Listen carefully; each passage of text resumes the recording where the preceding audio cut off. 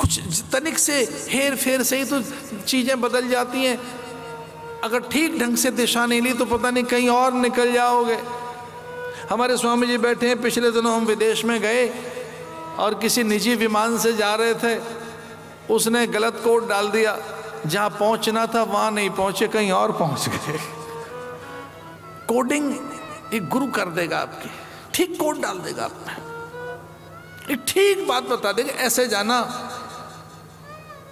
महाजनोयन गत सपंथा, इस रास्ते से जाना, शास्त्र सम्मत मार्ग चुनना, वेद विहित मार्ग चुनना, गुरु द्वारा उपदेशित मार्ग चुनना।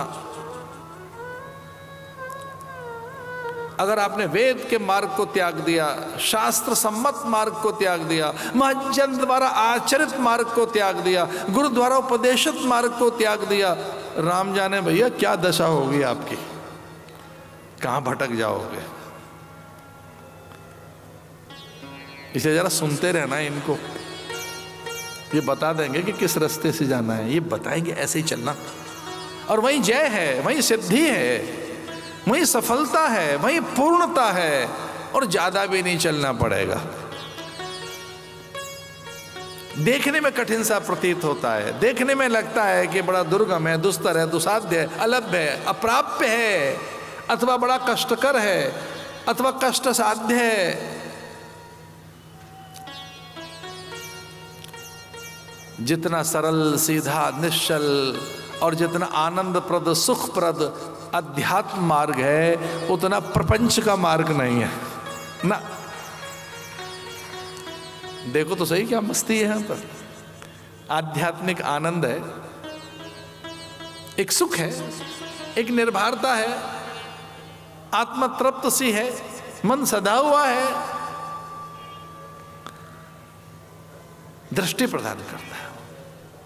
इसलिए सौनक आदि 88,000 ऋषियों ने जब सूत जी को देखा तो दृष्टि की याचना की उन्होंने। ये भागवत की बिल्कुल आरंभ में आता है। प्रणाम करते हुए ये देखकर, ये महामती सूत है, एक गुरु के आगमन को देखकर 88,000 ऋषियों के बीच में बैठे उनके प्रतिनिधि शौनक ने यही तो बात कही गुरु को देखकर, अज्ञान ध्वांत विध्वंस कोटि सूर्य संप्रभ सूताख्याहि कथा सारम मम कर्ण रसायनम।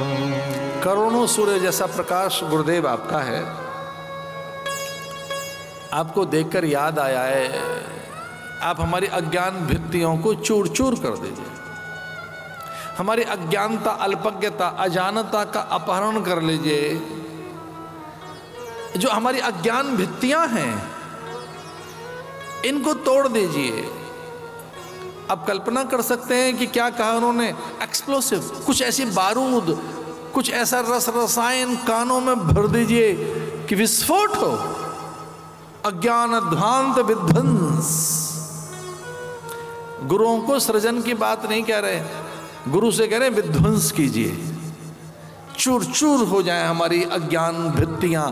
भित्ति कहते हैं दीवार को, प्राय गांव के लोग भीत कहते हैं उसे। वैसे भीत शब्द संस्कृत भाषा का है और भय से उसका अर्थ है भीतता। दीवारें सामने खड़ी हों तुम्हारा भय तो लगता ही है, चारों ओर दीवारें खड़ी कर दी जाए आपके सामने, भीतता। अज्ञानध्वांत विध्वंस सूर्य कोटि समप्रभ, करोड़ों सूर्य जैसा प्रकाश रखने वाले गुरुदेव, हमारे कानों में ऐसे बारूद भर दीजिए कि अज्ञान की भित्तियां टूट जाएं, चूर चूर हो जाएं। अज्ञानध्वांत विध्वंस। और यहां पे ये जो हमारी भित्तियां हैं ये दिखती नहीं है पर हैं, और इसी से कपाल क्रिया निकल कर आई है भारत में।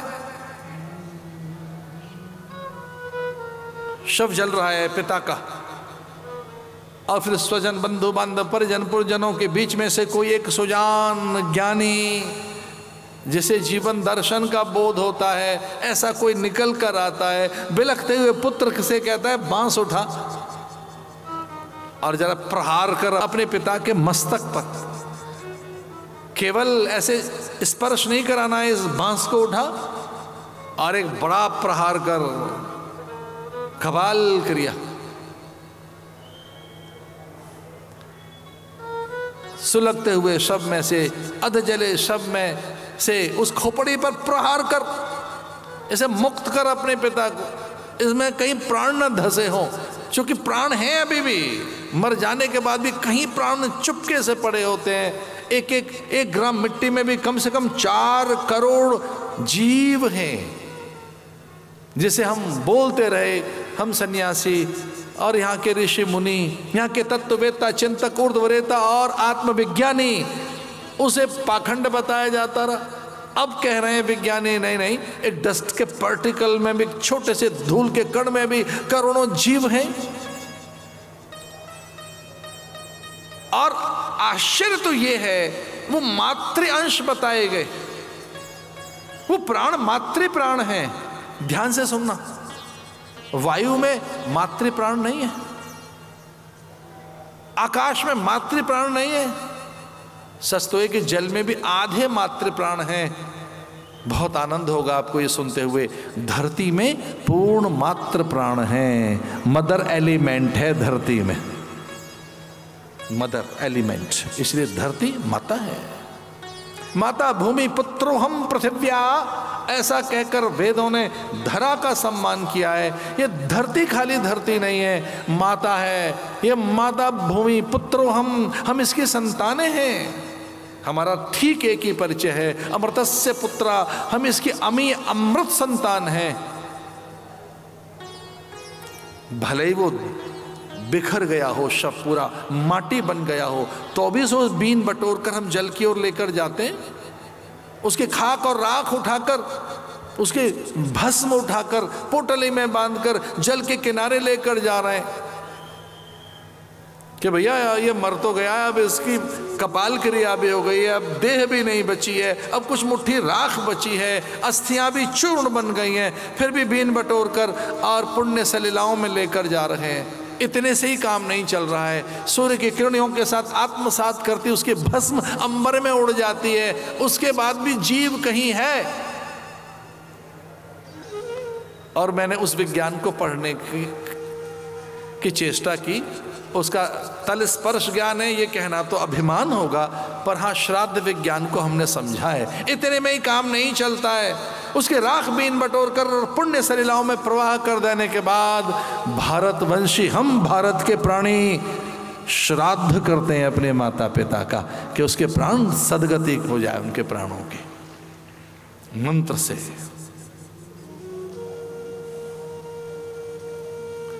अज्ञान ध्वांत विध्वंस, कुछ ऐसा कानों में सुनाइए, कुछ ऐसी कथा सुनाओ कि अज्ञान की भित्तियां चूर चूर हो जाएं और हमें दिखने लगे।